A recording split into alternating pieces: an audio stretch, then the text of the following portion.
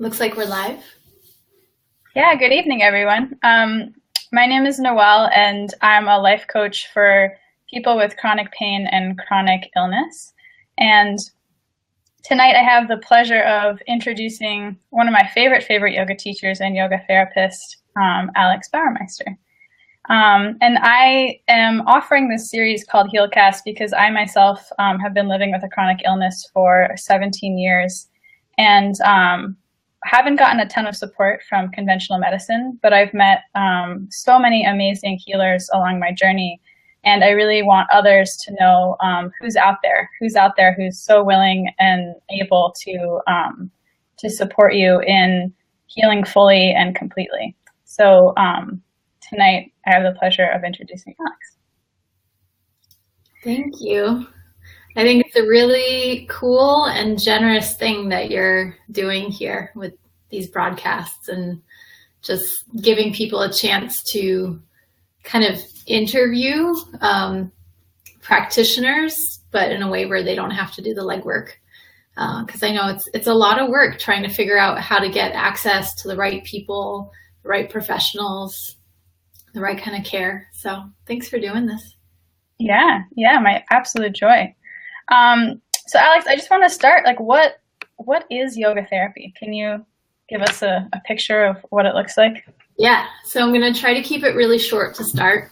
So imagine that you are booking a session for yourself that combines the reasons why you go to a talk therapist with the reasons why you go to yoga, with the reasons why you might see a body worker for physical support.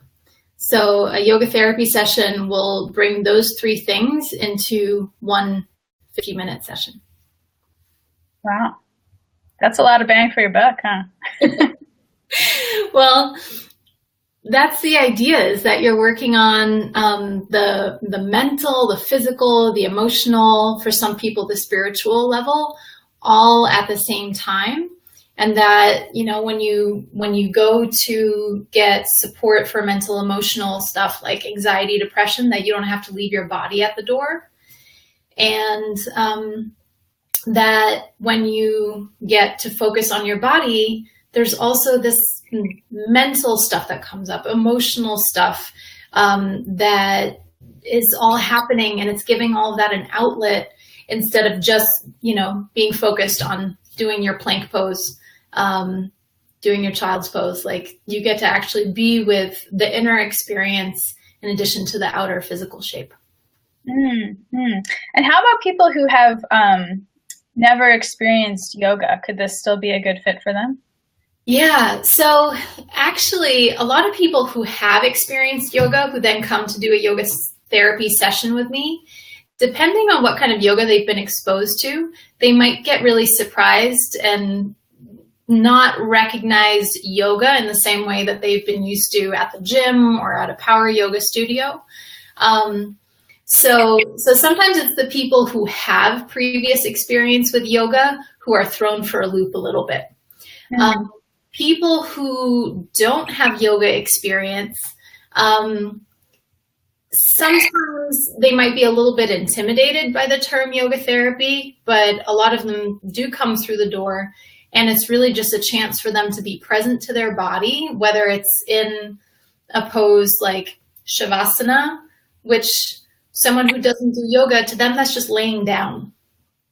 So, and I don't use Sanskrit terms. I don't even name the pose when I'm working with someone as a yoga therapist. It's really just movement that I know is inspired by yoga, but the person receiving it doesn't necessarily have to recognize it as yoga, versus just moving the body, creating some stretching, and being embodied, being in the body instead of just in our head all the time. Great. And so for somebody who has done therapy, mm-hmm. How is yoga therapy different? Like, what kind of different results might they see, or different benefits? Yeah. So the biggest difference that comes to mind for me is Let's say someone comes to me who's really used to talk therapy, and they're really used to having to tell their story. They're used to having to talk about their problems in a way.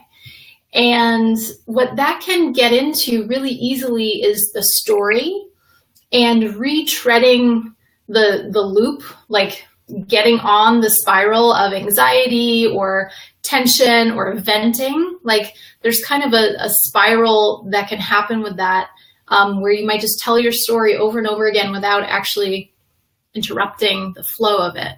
Yeah, that could be exhausting. Totally exhausting. And especially for clients who, have a kind of history, whether it's physical trauma or mental emotional trauma, having to explain yourself to health care professionals again and again is not only exhausting, but sometimes re-traumatizing. Mm. So with yoga therapy, I'm not there to dig. I'm not there to understand your whole story. I'm not there to make connections for you. And the big difference is, instead of focusing on like the past and the future, it's really focused on the present. What's happening now? What's coming up now? What do you notice in your body now? So it's really focused on helping people tune in to what's happening in the present moment. And it might be that what's happening is also, going through a story or talking about a conflict that's real and true in your life. But instead of saying, tell me more about the conflict, tell me about the details, I'll support that by saying, so how does that feel in your body right now? What does that bring up for you right now?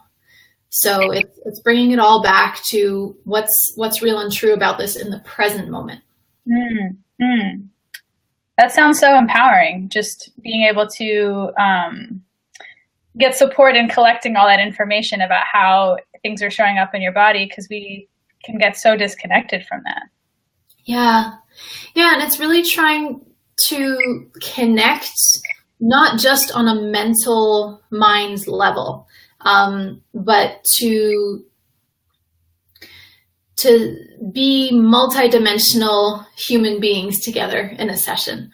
So to really give reverence to, yes, there's a mental inner dialogue happening. There might be emotions that come up, or maybe the emotions are still locked away. But for most people, they're able to notice that our bodies have their own reactions to the stuff that comes up in our life. And like, I think people are really aware of like shoulder tension. Like it's a really common thing. If I ask people, where's your body talking to you? It's like there, it's low back, headaches, things like that. So people are noticing that their bodies are unhappy. Mm-hmm. And what I can do is facilitate a dialogue with the physical, mental, and emotional layers, so that they're really aligned and talking to each other, and we're not just having to use the mind and rationalizing the cognitive stuff for understanding. We can really get a deeper understanding of what's going on. Mm. And then once people have that deeper understanding, what's kind of the next step for them?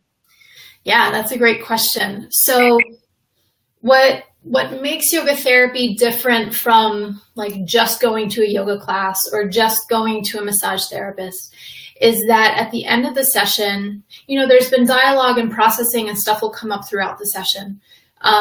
But then at the end of the session, we do this thing called an integration process, where we reflect on the session, you notice what stood out, and you really get something that's like, this is the take-home nugget from this particular session.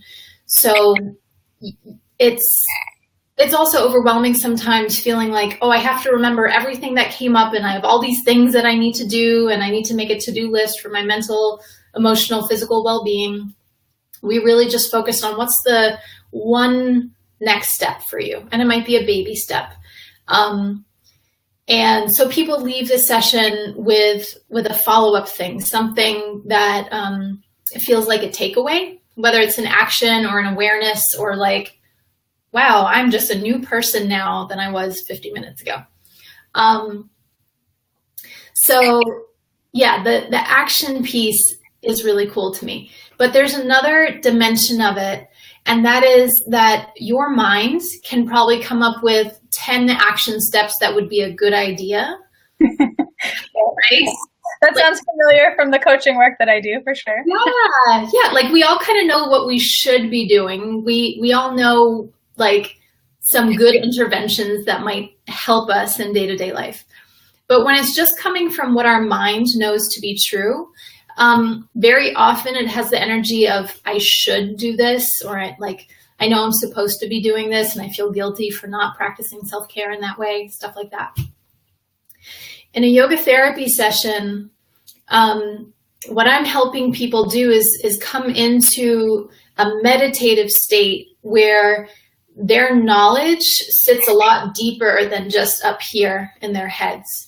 So when people arrive at like, what's my takeaway? What's my insight? What's my next step in my life? It's coming from a really deep, embodied, like my whole being knows that this is what I want to be doing kind of place. Yeah. Which is it's like so much better to just be able to leave all that mind stuff behind sometimes. Yeah, because our mind has really good intentions, and that's a big part of my sessions, is not trying to shut the mind off, but to allow it to rest and to give it like the care and assurance that it actually is craving by creating all this anxiety and worry and the spiraling. Our mind is trying to do its best. And by actually asking the body to speak up and asking intuition to get louder and allowing emotion to have its place, it kind of rebalances all the noise of the mind. That sounds nice. Yeah. And so what kinds of things do your clients come to you for? I feel like the biggest themes are anxiety and depression. For sure. And a lot of the times going hand in hand, anxiety and depression. A lot of people come to me with known trauma where, they have some post-traumatic symptoms showing up in their life. A lot of people actually don't realize that they have trauma. And they have symptoms that show up, but they don't realize that they're actually rooted in some kind of mind-body trauma that they internalized along the way, whether it's a one-time event or complex trauma that's more sustained trauma over time. And I call it sneaky trauma. Mm-hmm. So for myself, I didn't feel like I deserved to identify as having had trauma in my life because I was kind of taught to compare it with war and, the worst of trauma. Yeah. Like very like TV movie kind of assault, horror kinds of things. But I really feel that a lot of people have endured complex trauma, sneaky trauma, that is so sneaky that it actually just seemed like normal life. But actually, when we engage in the healing process, we realize, oh, actually, that family experience was not normal. And that kind of treatment that I got was not normal. But we are so adaptable that we normalize things really well. So whether people realize it or not, they are probably coming to me because of some kind of trauma that has totally changed their nervous system and their neural wiring, the way their mind works. And so the work that we do together is really to rewire their nervous system and their mind so that they can live with a better sense of safety in the world. That sounds huge.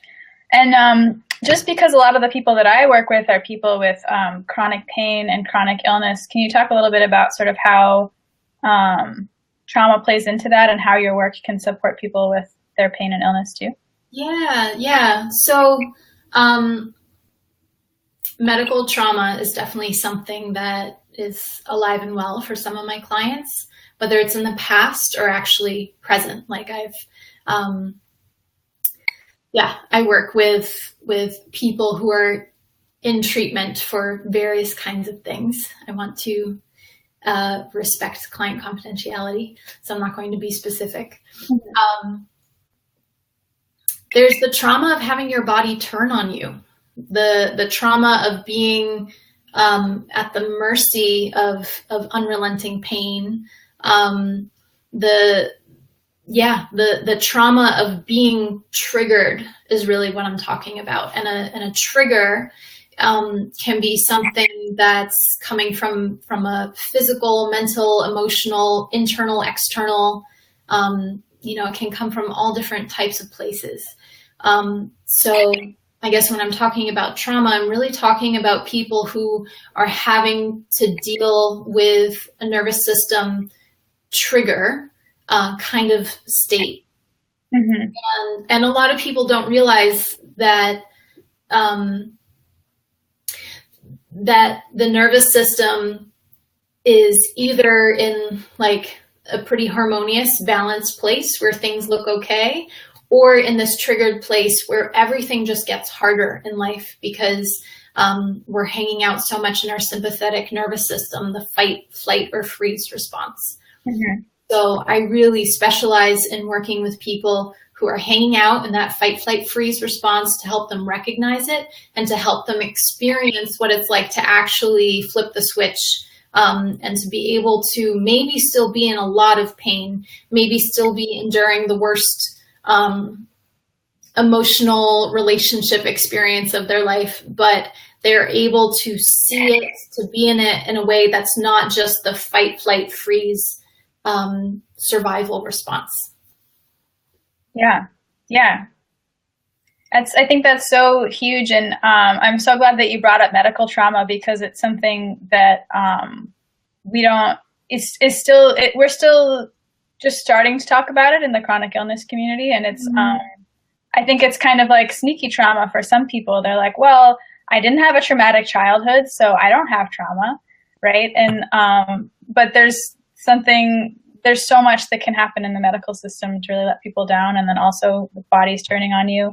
But then there's also something too, right, where if you have experienced a traumatic event, it can show up in your life later as pain and illness, right? Mm-hmm. Yeah. So it's worth talking about, different approaches in yoga and yoga therapy, where there are some yoga therapists who might subscribe to like a theory of healing of if you've had that mental and emotional issue, it will show up there in your body. Mm-hmm. And like very specific, very like, I know why you have that issue kind of way. Oh, wow. And that is something that I don't do. And yeah, I don't know. There's something there about like sometimes going to an extreme of you have this physical manifestation because you didn't deal with this or this happened to you. And that's just been on my mind lately about how that can really take on an extreme and kind of be like blame shifting to someone who's actually suffering. And it can be a little bit maddening of like, well, where's the root of this? What do I need to deal with? We also just live in a pretty intense world, and being human has always been hard and fatal at some point, illness, old age, like we are built for challenge, and our planet is, a challenging place to be. So that's a tangent, but yeah, we end up with these bodies in a number of different ways. I don't really know how, but our relationship to our body in the present is really important. And for a lot of people, they never really were asked to think about their relationship with their body or tend to it in a kind and gentle way. Yeah, I mean, it sounds like from what you're describing, a lot of your work must really support people in building compassion for their minds and their bodies. Is that right? Yeah. Compassion is a big term. Like, it's really hard to wrap ourselves around it sometimes. But yeah, if you look at so yoga therapy sessions are really awesome opportunities for people to notice how they talk to themselves, like their inner dialogue, because they have a chance to make it external. And yeah, I mean, the things that we hold internally, the way we talk to ourselves, the way that we have attitudes towards our body, towards our emotions, towards our reactions, all that stuff, bringing light to it, bringing awareness to it, and actually seeing ourselves with some more compassionate perspective, it really shifts things. Yeah, that's been my experience in working with clients as well, is that so many people that come to me see that, like, they most of the time even already see that they're really hard on themselves. And as soon as that starts to shift, it's like, oh, I actually I can stick to my self-care routine, and like it becomes this more empowering existence and experience for them. Yeah. Right. The way you would show up for a friend, you start to show up for yourself. Yeah, exactly.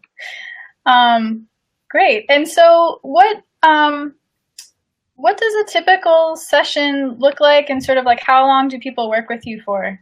Yeah, that's a great question. So with a first session, I have an intake process where I send people a questionnaire, and we set up a baseline of some familiarity. And I try to keep that an empowering process, as opposed to like asking people to reveal their whole history. It's really just to create a safe container where people can share as much or as little as they like about their history and their goals for our work together. That sounds awesome, as someone who's had to fill out volumes of forms in my past. Yeah, right. And the repetition, and, it really becomes in service of, whatever the healthcare office is that you're trying to fill it out for. So I've tried to craft questions in a way where it's also for the client to become, to start this process of reflecting on things in a slightly different way, their relationship to their body, their trauma history, in a way that's for them. And so that they're letting me know, what they would like me to know, to start our work together. So first sessions are always a little bit different because I'm really tending to people's nervous systems too. It can be hugely vulnerable to start a new therapeutic relationship. And that's usually the first kind of body awareness that emerges with clients, is that instead of like pushing through the nervousness or pushing through the awkwardness, like that often becomes our first opportunity for like, what does it feel like in your body to be here? What does it feel like to, what did it feel like to fill out the intake form? Stuff like that. So we start off really, really incremental with that. For people who choose to work over time, I think the client I worked with longest was a couple of years. And then, some clients come once and either didn't resonate with it or got enough out of it where it's like, okay, cool. Most of my clients come on a weekly or bi-weekly basis for, I don't know for how long. Maybe 6 months, maybe a year. They might do like several months of weekly or bi-weekly sessions, like coming really regularly, and then shift to doing occasional tune-up sessions. The way that I work is I have people schedule themselves into my calendar on my website. I have an online scheduling system. And that's different from people who go to talk therapy. Very often they have their weekly slot with their talk therapist. It's the same every week. And I just don't work that way. I don't really have enough slots in my calendar right now to do that. And I really want people to come because they want to come, not because it's an obligation in their schedule. So there's like a lot of buy-in and a lot of choice on behalf of the clients when they come. And so another thing about regular talk therapy, from my experience, it's like, when are you done? And that can be kind of an awkward thing. So the self-scheduling kind of takes care of that for people. Like, they put themselves in when they want to. And so it's really coming from a place of like, I want this, I need this. I access Alex's scheduler and I make that happen. Yeah.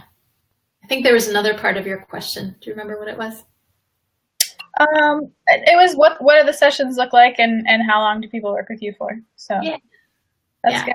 I'm going to include your website in the comments. So if folks are interested, they can book themselves.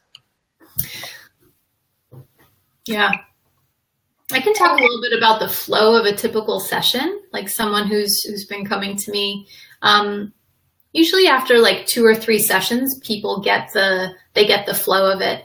So we'll do a little check-in. I work on a shiatsu mat. So sometimes I work on a regular yoga mat too, but because I do a lot of hands-on body work and I support people in postures, a shiatsu mat is bigger and it's thicker. And it feels pretty nice on most bodies. So we usually start the session seated on the floor. So it's not like we get stuck like at a desk or on a couch somewhere. Like, we are already like in embodied mode on the floor. And just a little check-in about what's up. And some people know that there's a theme that they want to work with in that session. Some people have no agenda and they're totally open to just checking in, with their body, with their mind, with their heart, and seeing what's actually up if they don't already know it. And the biggest thing usually is, where do we start? And I try to start people off in a pose or with movement, either hands-on or hands-off, in a way that just matches their energy, where they're at. If they're higher energy, we might start with movement. If they're lower energy, we might start in a restorative pose. And then we just go from there. And it's all based on what's happening now and me prompting people to notice what's happening now. And then whatever comes up, whether it's physical, mental, or emotional, it really informs where we go next, So if the body starts talking in a particular area, we might choose the next pose based on that part of the body and giving it a supportive experience. If something, comes up on the mental, emotional, like feeling kind of side of things,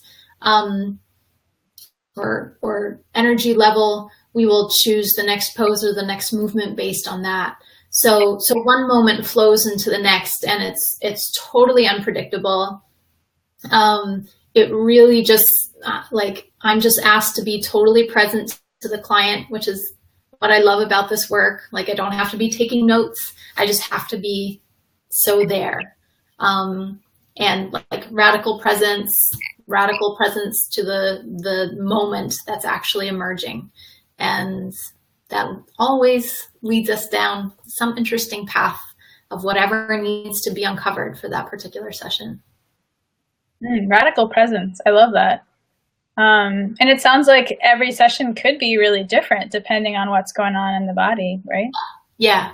There have been a couple of clients where, for some reason, like we would do 5 sessions starting off in a supported heart opener, and we might never leave that pose. Like that might be the whole session. And we had this funny experience where like each session we would just start off that way because that's what was really showing up in the present moment. And then there was one session where like the client didn't want that anymore, and something had really shifted where they were ready for a different kind of visceral experience. So yeah, sometimes the same thing shows up again and again, and then it will just shift to the next thing. But that's where, really breaking out of any assumptions about what yoga is, what poses are, is really helpful. When I'm doing yoga therapy trainings with students who are learning it, the last time we got into quite the discussion about like, what is fish pose and where is your chin in fish pose? And that's something that I never think about because each client does things so differently in their body. And I have no agenda about what their body should be doing.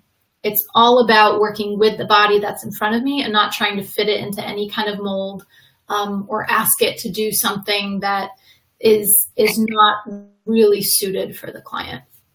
Which is so different from a lot of yoga that people practice. Yeah, there's something changing there though.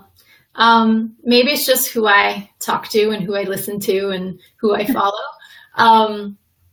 But there's someone in some discussion forum made the comment of that the era of standardized alignment cues for each body is like dying. That people are really waking up to the fact that what's right for one body is not necessarily right for the next body.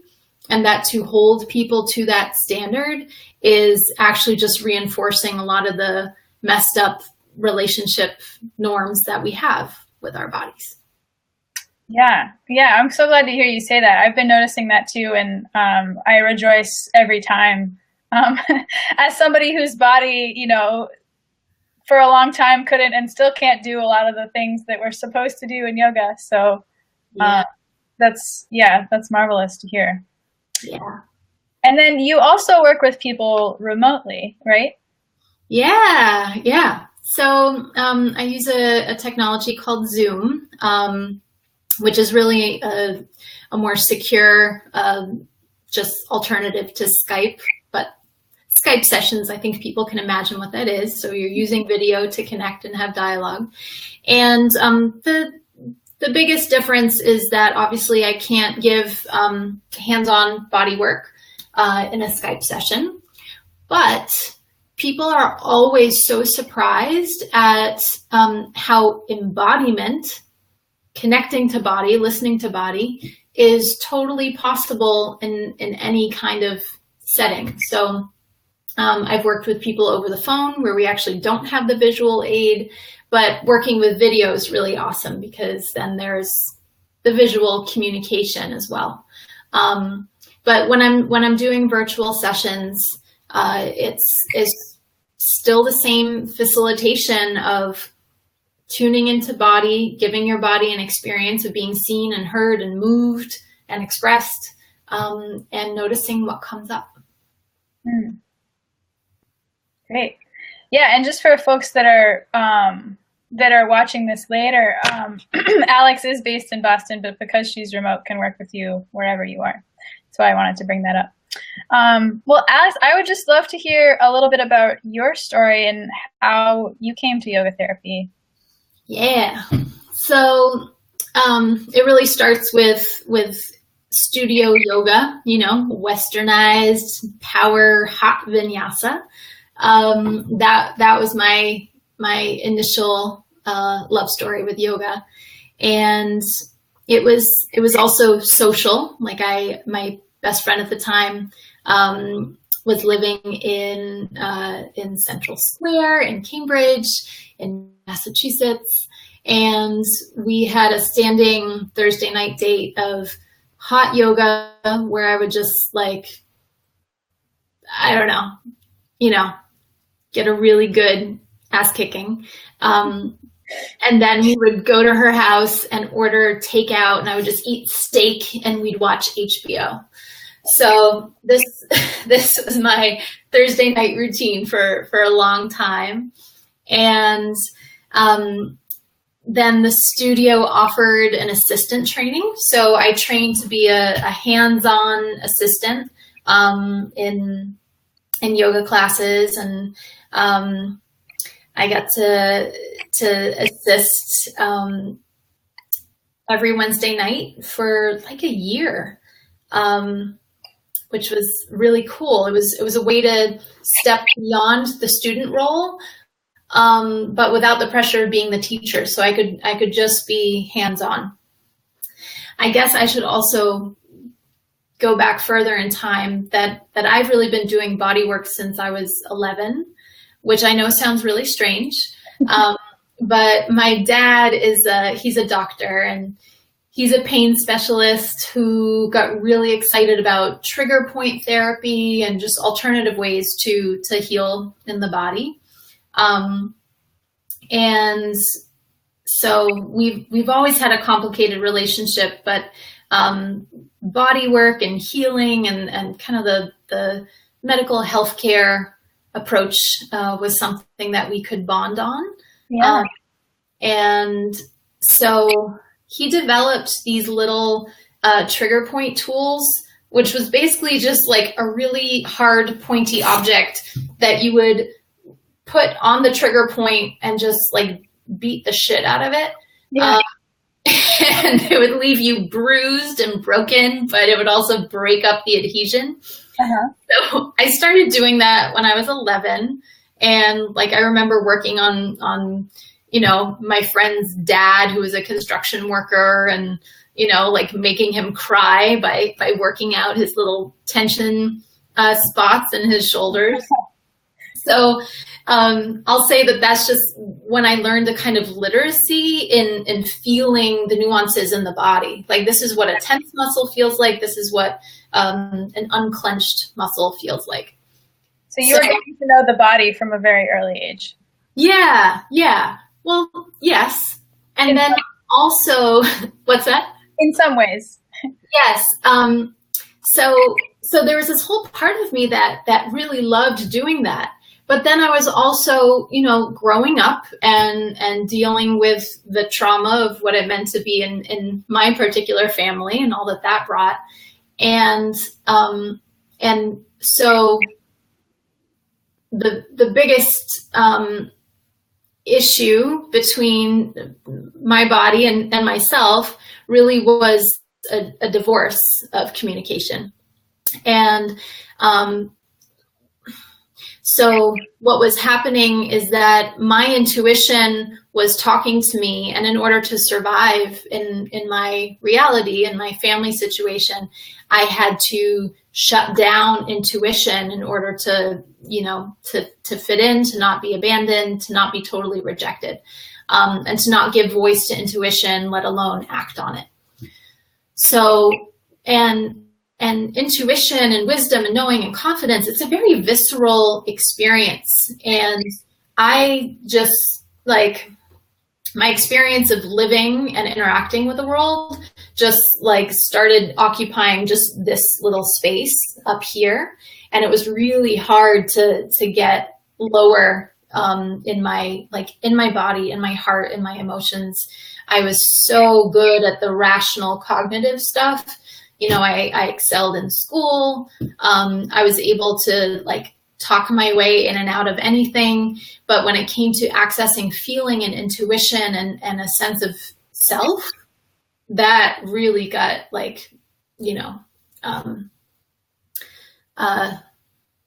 taken out of me and taken away from me. So yoga was a way that I started accessing my body again. Mm-hmm. And started accessing parts of myself that had been really shut down.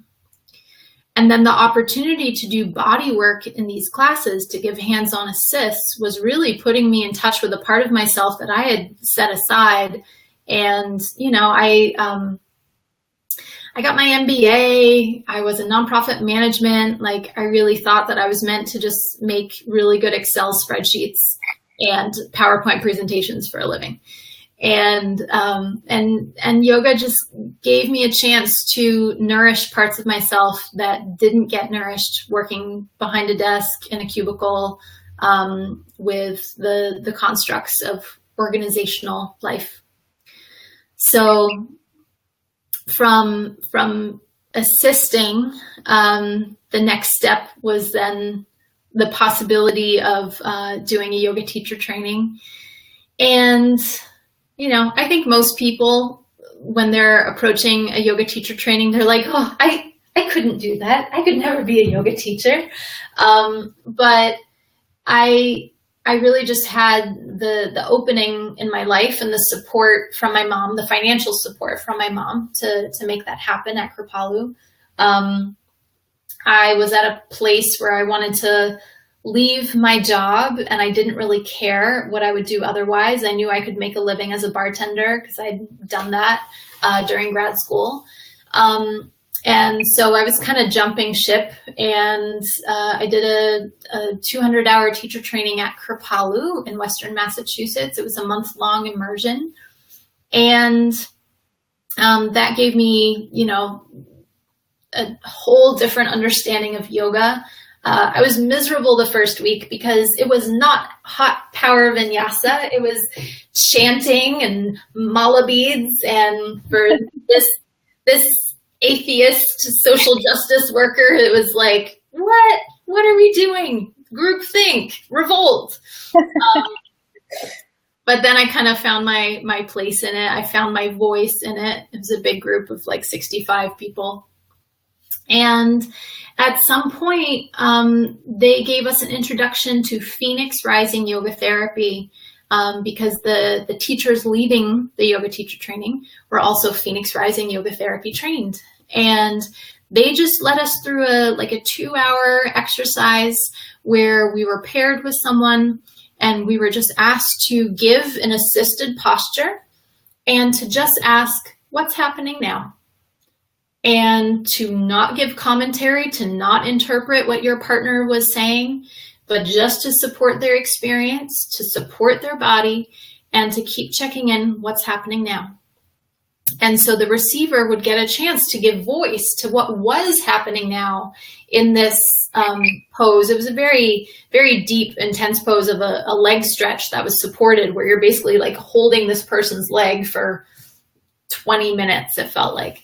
But my experience of, first of all, giving that kind of support was really, really beautiful, but receiving that kind of support really brought pieces of myself back together and back online that had really been in shutdown mode.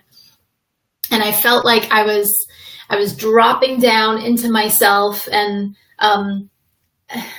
spelunking is the word that came up, where you have, this headlight, and you're rock climbing. And I just felt like I was able to shine this headlight onto my insides and be so present to them. And it was just revolutionary to be able to give voice to my experience while being in my body, because so far I'd only been able to give voice to what was in my mind. So to be able to give voice to what's in my body was a really healing experience. And so after that, I ended up doing the nonprofit management job again. I fell back into a familiar role, but it was the last full-time job that I had in an office setting. After that, I was cured, and I wanted to jump ship again, and my next step was then to do the yoga therapy practitioner training. And I happened to be living in Vermont at the time, and Phoenix Rising headquarters was in Vermont, still is. They're moving to Western Massachusetts, to Great Barrington, but they also do trainings all over the place. So it just felt like it was meant to be.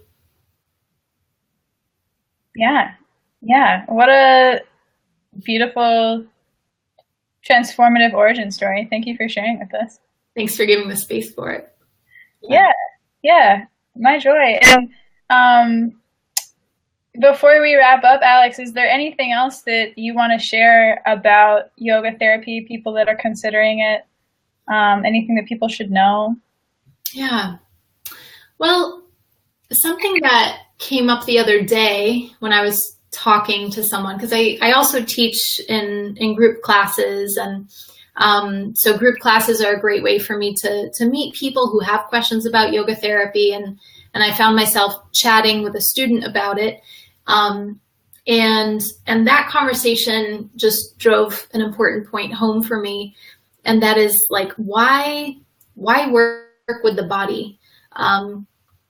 And what ends up happening is when we do these sessions where we're tuning into the body, is that all of our shit that's present, like all of the stuff that's harassing us, that's weighing us down, all of the scars that we're holding, all of those will come through and come out working with the body in a session where you have the chance to give voice to your experience.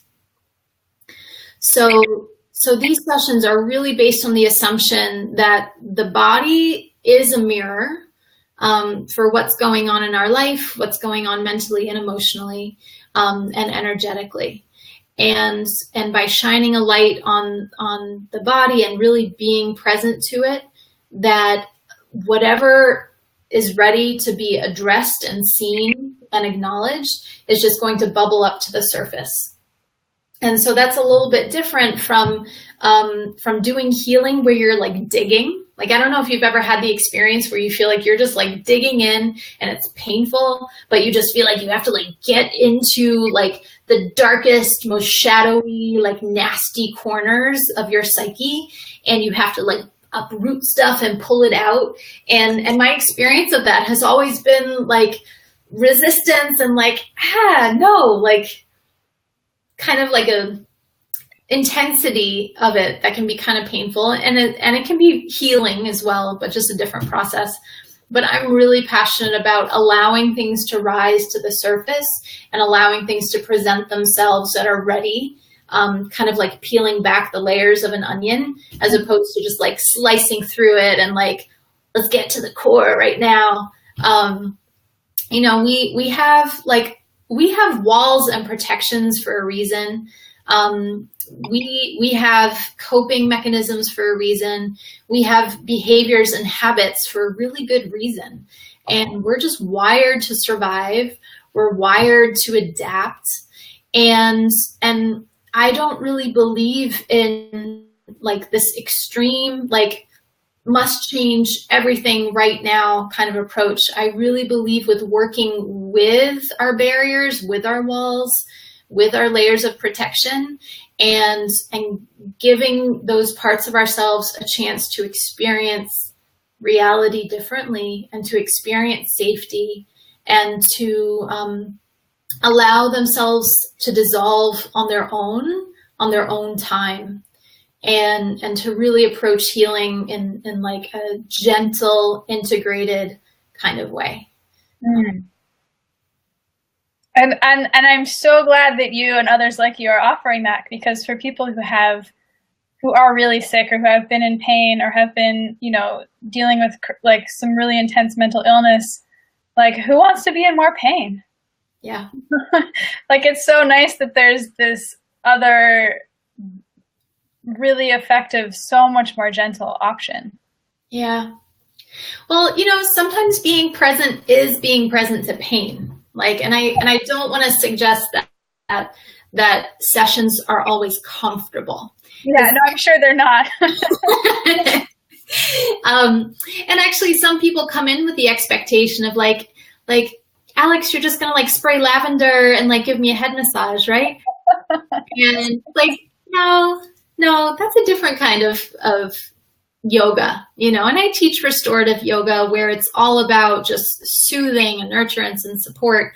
And yoga therapy is about soothing and nurturance and support too, but in a way that's not like let's just make things feel good for 50 minutes. It's like, let's see what our system needs right now while being present to what's there.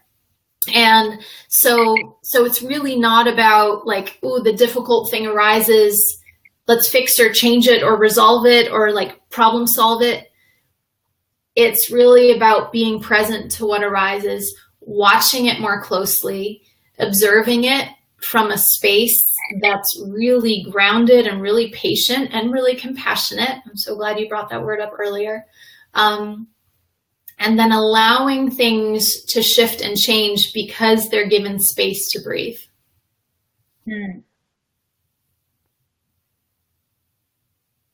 Awesome.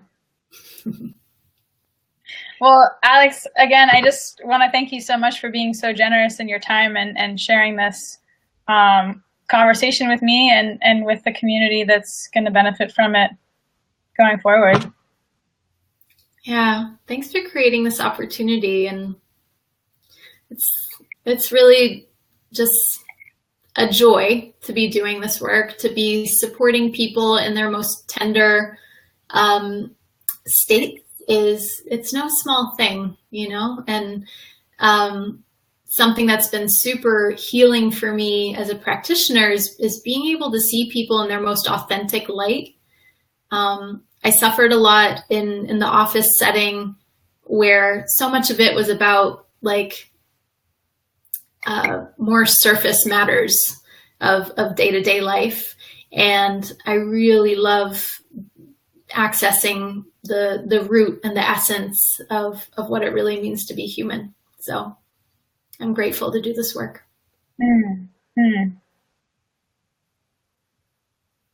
Fantastic. Well, thank you so much, Alex. And again, for folks that are watching, the link is below. And if you have any questions after watching the video, can people reach out to you, Alex?